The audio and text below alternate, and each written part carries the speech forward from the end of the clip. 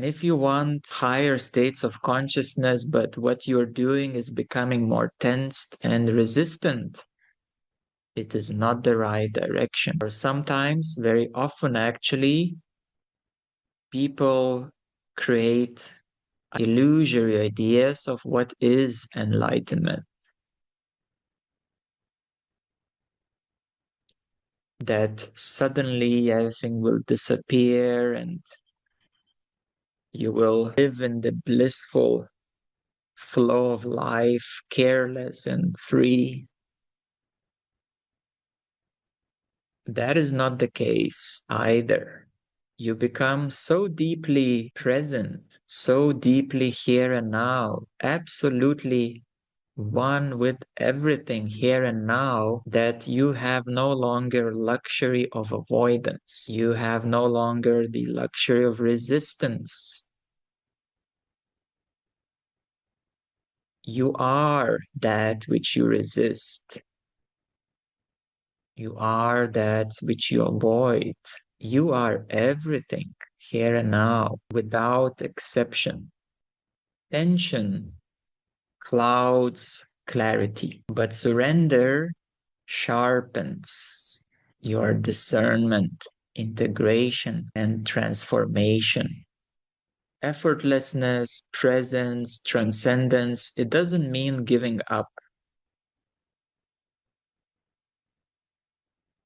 It is actually engaging fully without clinging, without attachment. Letting go doesn't mean giving up. It means loosening your grip on the outcome, loosening the grip of your end goal, and embracing this present moment with trust and clarity. So when you can stop resisting or clinging, you can fully enjoy the process. You begin to enjoy even the mundane, like doing the dishes, doing grocery shopping, walking, sitting, breathing. And when you enjoy the process rather than being fixed on the outcome, you will find that results will come naturally in time. In today's society, everybody wants everything now.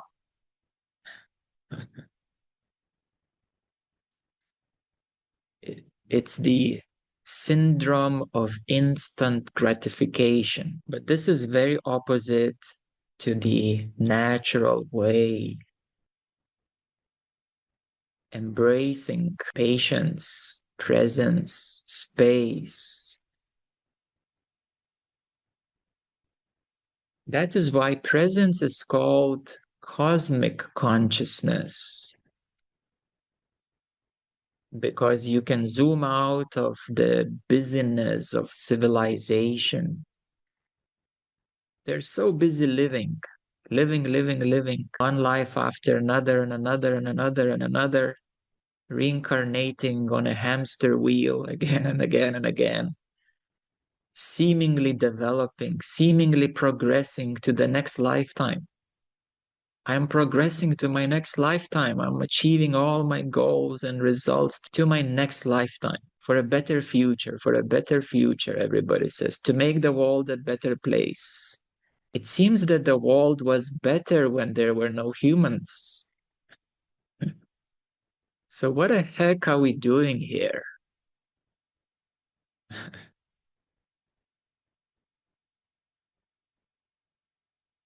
Where is the civilization going? Interestingly, as we look back into the, so to speak, ancient history, we will find that these beings were more advanced. And if you know about the previous ages, especially Satya Yuga, you will understand that we have not progressed. We have regressed as a civilization. So once again, then what are we doing? What are we trying to achieve?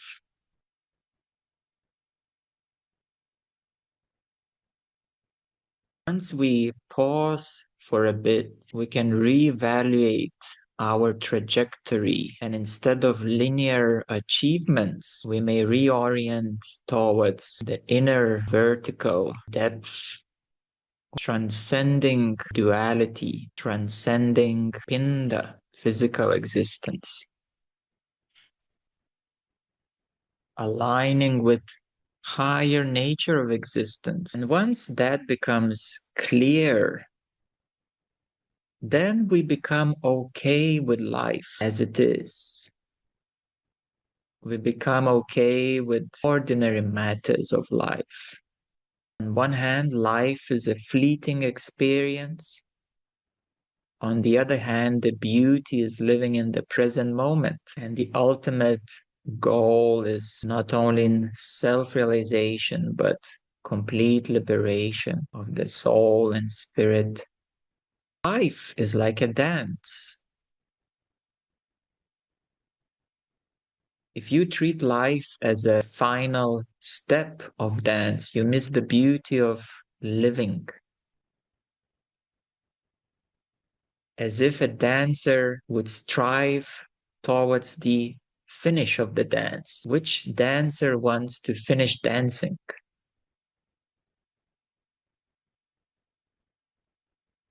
A musician wants to immerse into the rhythm of music, into the harmony of the music.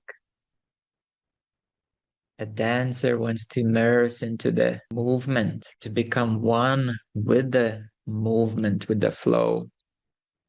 So the same way in your ordinary life, you want to live it. You're not striving to end it, to come fast to the finish line. But yet everybody lives as if they're striving for that finish line. The same way, non-attachment doesn't mean indifference. Caring about something is beautiful, but if it becomes obsession or fear of failure, of not achieving something or not doing it right, then that fear or that obsession becomes like a binding chain. So therefore, you need to trust in the greater way,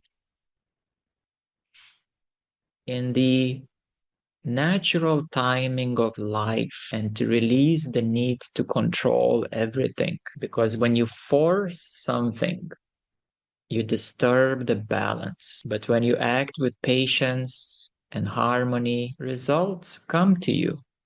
And this is a subtle irony of life. So this way brings freedom from the chain of fear and attachment, and therefore it brings clarity and creativity. Just like with the tree, we only need to plant the seed to bring some water, or with the plant, give it some sunlight and allow it to grow. Everything else is taken care of. So we need to understand that efforts in the right direction are never wasted. Even if results are delayed, we cannot force tomorrow's morning sunshine to happen this evening. You have to wait a bit.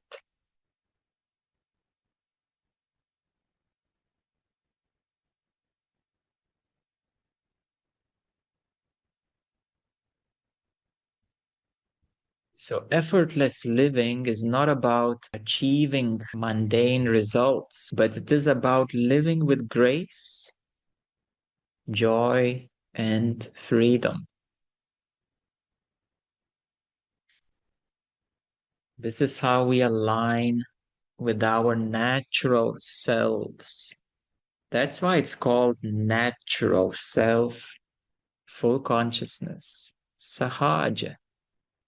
And typically, when a person opens to full consciousness, or some people even already closer towards full consciousness, already start to experience their natural self coming true. It's like a greater power that comes through and everything unfolds naturally, deeply, the way it's meant to be, the way what is truly needed.